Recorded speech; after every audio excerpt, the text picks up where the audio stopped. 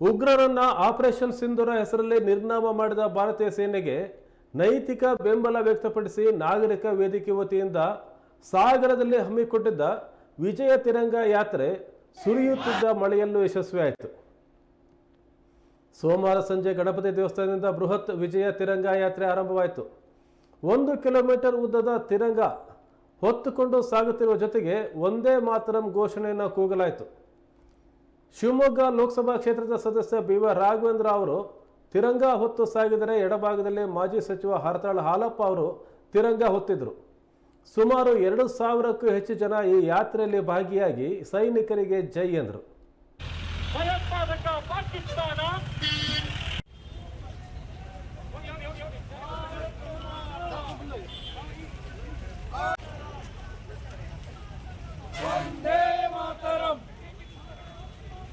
पाकिस्तान पुढे पुढे, पाकिस्तान पुढे पुढे. माता की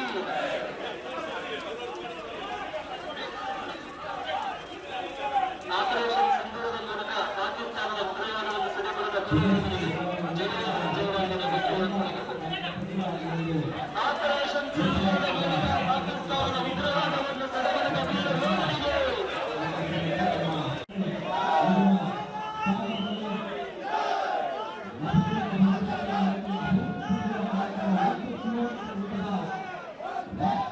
ಐದು ಗಂಟೆಗೆ ಫೋನ್ ಬರುತ್ತೆ.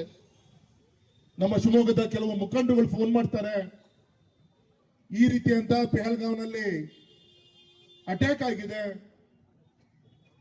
ನಮ್ಮ ಶಿವಮೊಗ್ಗದ ಮಂಜುನಾಥ್ ಅಂತ ಹೇಳಿ ಇನ್ನೊಬ್ರು ಬೆಂಗಳೂರಿನ ಒಬ್ಬ ಪ್ರವಾಸಿಗರು ಈ ರೀತಿ ದುರ್ಮರಣವನ್ನ ಹೊಂದಿದ್ದಾರೆ ಅಂತ ಹೇಳಿ ಸಂದೇಶ ಬರುತ್ತೆ.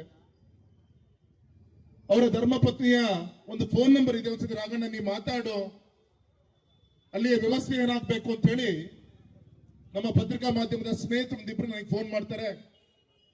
ಫೋನ್ ಮಾಡ್ತೀನಿ, ಅವರ ಧರ್ಮಪತ್ನಿ ಮಂಜುನಾಥನ ಧರ್ಮಪತ್ನಿ ಫೋನ್ ತೆಗೆದುಕೊಳ್ತಾರೆ.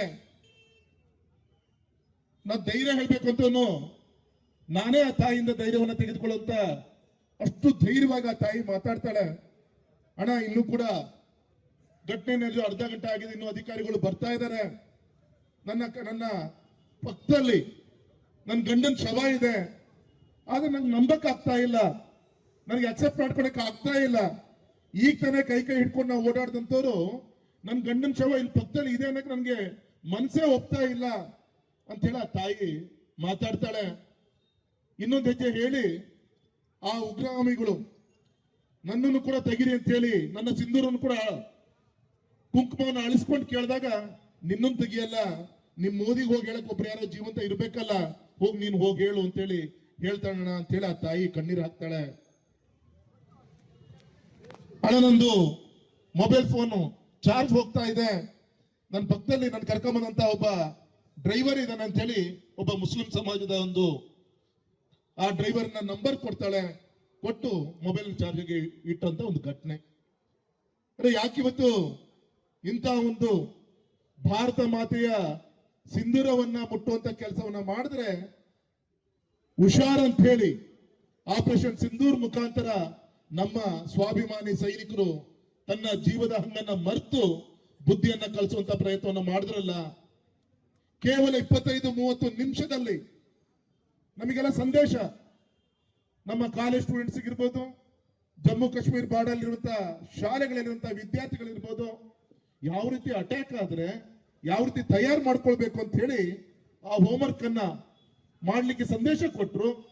ನಾವು ಅನ್ಕೊಂಡ್ವಿ ಈ ಹೋಮ್ವರ್ಕ್ ಆಗಿ ಯಾವಾಗ ಯುದ್ಧವನ್ನ ಮಾಡ್ತಾರೆ ಅಥವಾ ಹೀಗೆ ಹೆಡ್ಲೈನ್ ನಲ್ಲಿ ಮುಗಿಯುತ್ತಾ ಅಂತ ಹೇಳಿ.